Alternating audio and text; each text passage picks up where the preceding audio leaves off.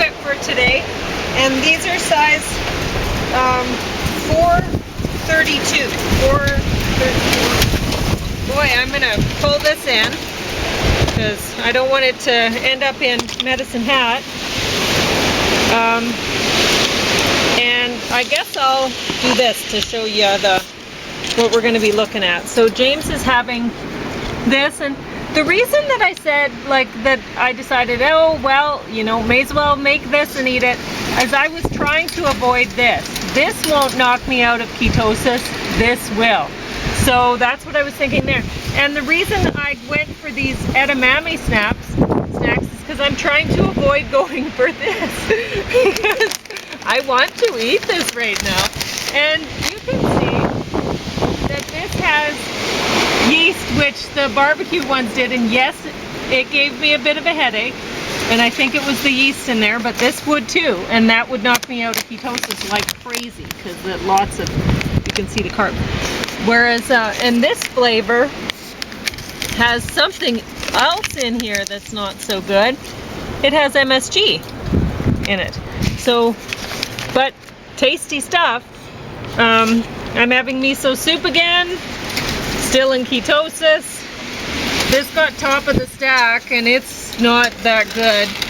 Against Ice Road, Vengeance, and Disappearance of Flight 12, and Out. And so yeah, that's basically what we're going to be talking about today. So anyway, oh, I was going to show you these because I was wearing them yesterday, and just in case you were like, oh, those pants probably weren't a size 6 or whatever. Well, they were a size 5. I have a hard time remembering the sizes exactly when I put them on, but still, I don't believe these ones are a size 5 because they were very tight. And you can see these ones today that are on me. I could get James to look at the size on there. Do you see it? Small. I'm gonna have to read it upside down. 4 times 32. All right. Is it a 4 then? Is Yeah, that what that means? size 4. Okay, 32 is the waist. And they're a little bit big around the waist. You can see. Yep. It's I'm having a hard time keeping them up. But Yeah, I think these are actually size 4 times 32. I think that's about right. And anyway, so yeah, this week has been about just doing what I can to try to stay in ketosis. It's not necessarily about the ultimate health or anything like that. Although, I mean, those the spaghetti squash sushi, that's still pretty healthy. You know, it's just pretty good. Yeah, and James thinks it's great. But the thing is, I knew if I had 1 or 2 of those, then I would stay in ketosis. And if I had the manicotti, well, that's right out the window. That's gone. So I made a choice, you know, and I decided, well, you know, to stay in ketosis, I'm gonna make this stuff, even though it's not necessarily as healthy as the other sushi that I've been making. It keeps me in ketosis, and yes, it gave me a headache. But you know what? The manicotti would have too. It's just the way it is. I think the only cheese that doesn't give me, maybe feta, but mozzarella. I can have mozzarella, and that's it. So otherwise, I'm gonna get a headache, and I know that.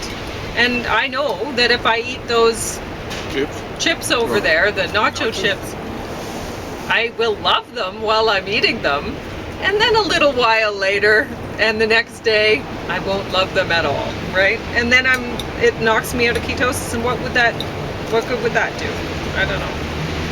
It's, as far as I'm concerned, I'm fine in ketosis right now. It seems to be working for me, and I'm just trying to go with what I'm guided to do. And so I was guided to make the spaghetti squash sushi, and I was guided to pick up that roasted edamame, even though they're not very healthy either, you know?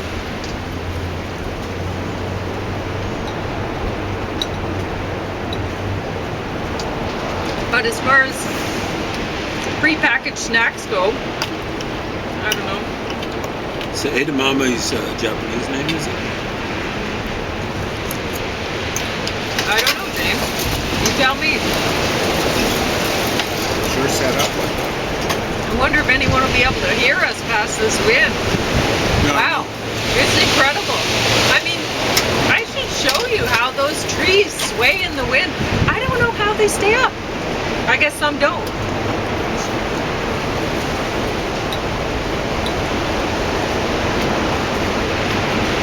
Really? We shouldn't plant trees up in Lethbridge. I know people would be like, oh, but it'd be so hot without... Yeah, well, this is dangerous. Having great big trees. It's not good. And it's not natural. They wouldn't be here without us watering them and whatever, and planting them in the first place. They wouldn't be here. But they bring in the birds, and then we get to enjoy the birds too. Oh, I wanted to mention something before I put it all over to James to talk about those terrible movies. I wanted to mention Wildflower. This is a bad title. James and I were reviewing this yesterday, so we won't say much about it today, but I wanted to leave off with this is a bad title, and we ran out of time. Wow, is that ever incredible? Pieces of the tree coming down. Okay, so,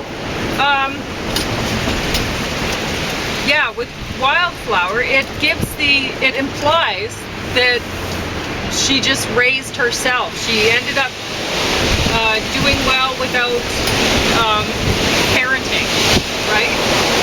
But that's not true at all. No human can live without parents, can live without somebody caring for them. It's the nature of being human. So I just wanted to point that out. And I'm returning this today. It's going to be a little late. It was supposed to be back today. But I watched The Town while I was working out this morning, and then I went back to sleep, and well, I put this on and I went back to sleep, and I'd wake up every once in a while and look at it. So anyway, I almost went through it 3 times. And today when I woke up, I woke up to the part that I'd actually wanted to see again was where what's his name? Paul Moran, who's Leland from Twin Peaks, right? Where he's talking to Nikki Swango, that's Stussie's girlfriend, or fiance at that point, in the bowling alley. And so he's telling her about the Jewish victims of the massacre of Uman, were lost souls. And he was telling her about Yugul, old soul attaching to a new body, because he's showing her the kitten that he's named Ray, and she understands this is Ray, right? He's been reborn as this kitten. And anyway, so he says the massacre of Uman was in 1768 in the Ukraine, and I didn't know anything about it. Maybe James does. He says thousands were killed and buried in a mass grave. And then, according to Rabbi Nachman, then Nachman called it a garden and wanted to be buried there to comfort, so that his soul would comfort the lost souls. And anyway, so Paul Moran asked her if she'd been there before, and she replied, "The bowling alley?" And then he replied to that, "Is that what you see?" And he said, "We all end up here eventually to be weighed and judged." And I just thought that was interesting. It's a, how you see things. And he must be an angel of some kind, right? And that's why he flies so much. He flies on the plane, but he flies well. And anyway, and then when the Russian guy comes in, who it turns out he's probably not Russian, right? So when and there's been mistaken all the way along, right? But that's strong. When what's her face, Nikki Swango leaves and the Russian guy comes in, then Paul Moran's talking to him for a minute, and he says he has a message from Helga Albright and the Rabbi Nachman for Yuri Gurka, Cossack of the Plains. I guess he's the grandchild or something like that of Yuri Gurka. And we learned at the beginning that Yuri Gurka was an immigrant from the Ukraine, and his girlfriend was Helga Albright. And remember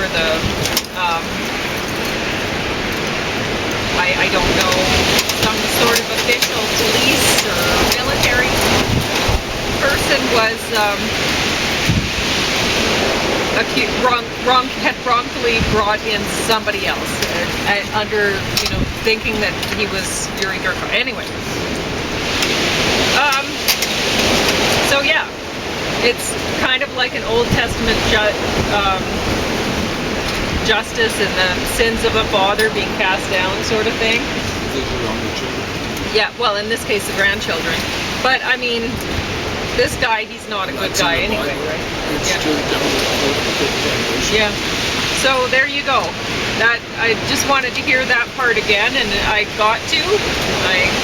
My angels woke me up right for the right time so that I could hear that. And I'm not feeling great today because I ate the barbecue at Happy yesterday, but I'm not feeling too bad. I mean, that's not really that much to eat. Anyway. So now James is going to talk about, I'll talk about the town first. And that's good because I wouldn't have a clue. No, he didn't watch it.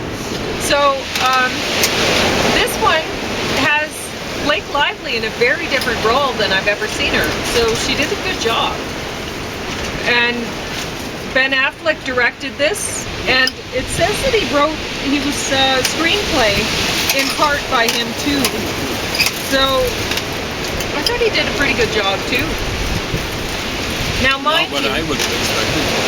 No, but I don't care about bank robber stories and all the, shoot 'em up sort of whatever. So this movie was not for me. Had I not been working out on the machine, I don't think I would have stayed through it. You could have fallen asleep. Yeah, exactly. I would have just fallen asleep. So, anyway, I don't really have anything to talk about. I mean, you're kind of led to believe, Ben Affleck's character, he's an alright guy, Well, no, he's a bank robber, and robbers are bad guys. So, I mean, he's packing around guns and whatever, and stealing. That's bad. That's bad guy. So, not my kind of movie. Anyway, Ice Road, Vengeance. Who would have thought that a Ben Affleck would have got on top the stack higher than a Liam Neeson? Because we both like Liam Neeson.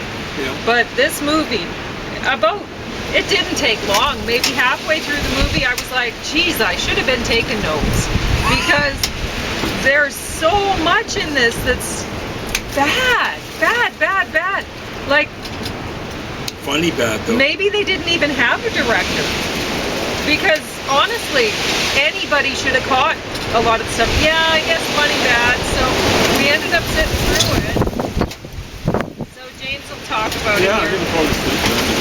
There was some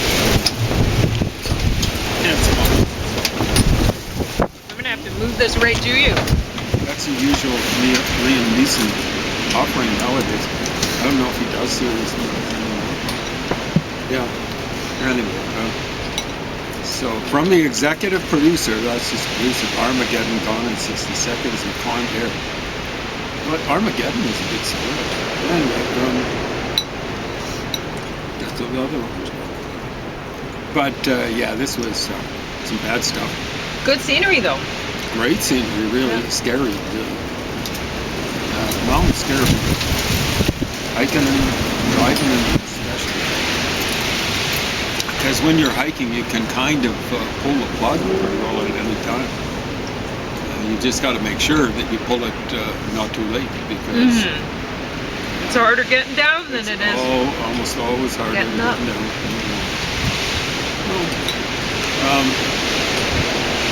There were, it's like I was saying to Pauline. I'll say it again. On air, off air. It was a long time ago. I refused to cheer for sports teams that were doing things that were even stupider than what I do. Were not as smart as I do, or whatever. And what do I know about sports? Well, actually, I've taken five different sports coaching courses at university, and so I know a little bit about it. And I've coached kids sports, soccer, and stuff like that. I've coached people when it comes to artistic and intellectual things, and generally I've done pretty well. Now, a lot depends on having good students, but if a person's a good student, they don't know how to acquire information, they don't have a good teacher, it isn't going to work out. So, some people are really good at learning by themselves, and those people are usually the people that make advances in scientific endeavor, and presumably they never should. I almost recommend some of us in the way and slopes Yeah. here under those trees. But, No. anyway, so big ice road driver Mike McCann, so he's Irish name. Liam Neeson's Irish. Liam's just short for William. But travels to Nepal to scatter his late brother's ashes on Mount Everest. I don't think his late brother would want him risking his life. His late brother, what did his brother die of? Kind of forgot. I don't know. Anyway, his late brother was supposed to be... Shot. He was shot. Anyway, I don't think he'd want him risking his life just to scatter his ashes. What about base camp or whatever? Anyway, that's just one of the super unrealistic things. Spoiler alert, eventually the container of the ashes gets used As a weapon. as a weapon. That was kind of funny. I was expecting that you were too. Yeah. Anyway, while on a packed tour bus traversing the deadly 2,000-foot terrain of the infamous Road to the Sky, McCann and his mountain guide, Jan Bingbing, she's actually an okay actor, encounter a group of ruthless mercenaries who fight to save not only themselves, but the innocent passengers of a local village on the brink of destruction. So, they had that, about the last person appearing is a Chinese, looks like an official or something like that. You see the officials they have the Chinese kind of messing around. And they've been doing that increasingly. That's a hilarious thing. I haven't heard a whisper from left-wingers who are still talking about what neo-imperialism and, paleo-imperialism, folks, is way worse than neo-imperialism. Historically, there might be exceptions to the rule one way or another. And China, almost in my lifetime, when did they, what was that, 49? 49, I think, the communists took over. I think the next year they were stomping into Tibet. maybe the early 50s. Tibet's a huge country, folks, in case you don't realize it. It doesn't have a big population. Chinese have no right to it. The Tibetans wouldn't be closely related to the Chinese. You got a different writing system. They've had different religious system generally. Buddhism did work its way into China, through China, Korea, but the prevailing religions in China, belief systems, have been communism, or Confucianism, and then recently, basically in my lifetime, communism.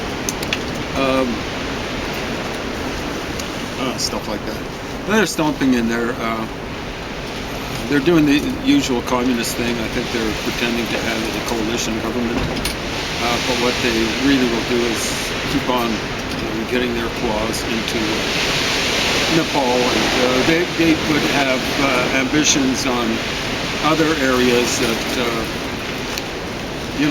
are part of India, for example, and stuff like that. They'll want to take over Bhutan, Sikkim, Assam. They probably have designs on parts of Kashmir and stuff like that. That would affect the Pakistanis and Indians and stuff like that. I think it's called Jammu and Kashmir. Anyway, it's so at least they have a group of ruthless mercenaries. The weird thing is, we've got they had to make sure that they had a woman of color on the good side. But it's actually generally white people that are relatively good in this, which is, I'm not going to say that's the way of the world, but, what you see in movies nowadays is usually white people are bad, and people of color are just excellent. But, that's just not the way of the world. Like empire was invented in Asia, and it's the last place in the world where it really is survival. Talk about neo-imperialism all you want, and I'm not interested. What I'm interested in Russian paleo-imperialism, that masonry, Asiaticism spread. Yeah, I know that's a dirty word, but it's true. Spread to Europe and the Muslim empires. Well, they're imperializing and colonizing the whole world. That's their promised land, folks. You get all sorts of people getting all upset about what they call Zionism. They're really upset about Judaism, but when they do that, but Islam's promised land is the whole world. You'll wake up and smell the coffee, you'll wake up and smell the anthrax or whatever. India has designs, it seems to be, the whole world, spreading people all around the world, and stuff like that. And China is incredible. They're doing neo-imperialism, paleo-imperialism in Asia, and stuff like that, Tibet, Nepal, so on and so forth. They're absolute scumbags. So am I making it up about imperialism being invented in Asia? It was invented in present-day Iraq by the Akkadians. So it's not like Cajun. Akkadians, A-K-K-A-D-I-A-N-S, Akkadians. It was invented by them more than 4,000 years ago. Now, archaeologists have got this all screwed up because they've been screwed up by the Egyptologists. The Akkadians describe stomping into Egypt. So it's, Egypt, of course, had stomped into the southern part of Asia, or the extreme west of Southwest Asia, as they style it, during the Old Kingdom. But what the Akkadians did was serious stuff. They took over Egypt for a while. Serious stuff. You've got Akkadian material. They call it Sumerian material. It's actually Akkadian material, and found in the middle of Egypt. So this is King Narmer-Za. Actually, Naram-Zuen, or as they mispronounce it, Naram-Sin. It's Zuen, okay? So Naram-Za, or Narmer-Za. They call him Narmer, but it's Narmer-Za is his full name.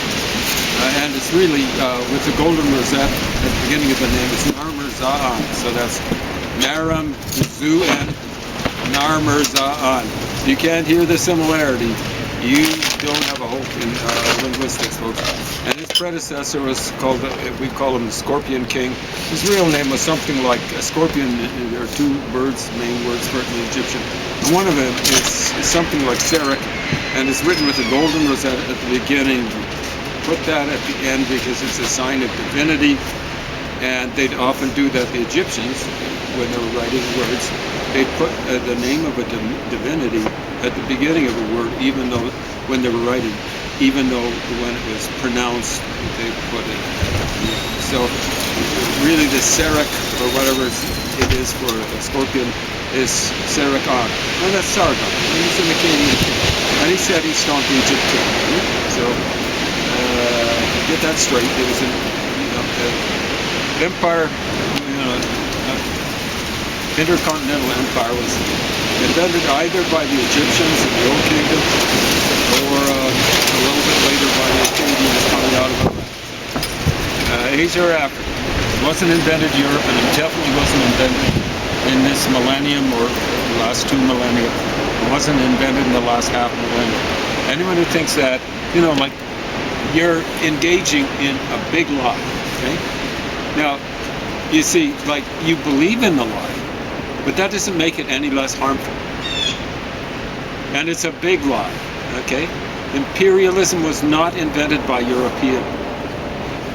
Colonization was not invented by Europeans.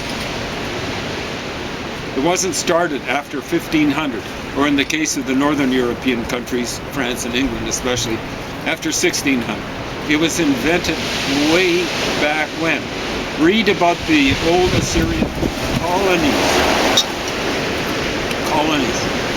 The Assyrians were coming out of the northern part of Iraq. They had colonies. Or a colony in the middle part of Turkey. Check it out. Check about Kanish. Check it up. And they date it.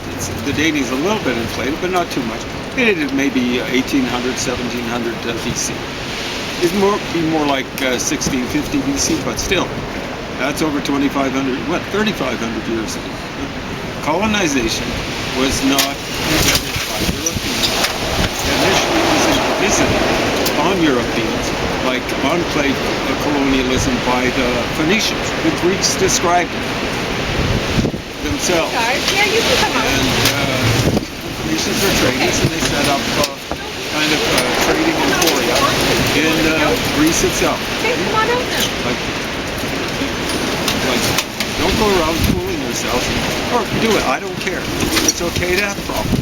But as I've said before, and I'll say it many times again, it's okay to have problems, but don't visit them on other people. You want to fool yourself about imperialism and colonialism being invented in Europe in the last 500 to 400 years. You can go do that, but don't go telling that lie. You're lying to yourselves. Don't go telling that lie to other people. It is not okay to visit your problems on other people. Okay, go ahead. All right, so Ice Road Vengeance. I'm just going to say really quick that there are a lot of things, like Liam Neeson did a great job. He always does. He does himself well, and we like seeing him. He basically plays himself. But there were things like people were grayed out, hanging out in front, no cover, as targets, and it just made no sense. You think mercenaries would learn how to shoot? Isn't that what they basically do? So it was a very, very silly movie. And these ones are 10 seconds. So basically unwatchable. Don't even bother with them. Yeah, these are so bad.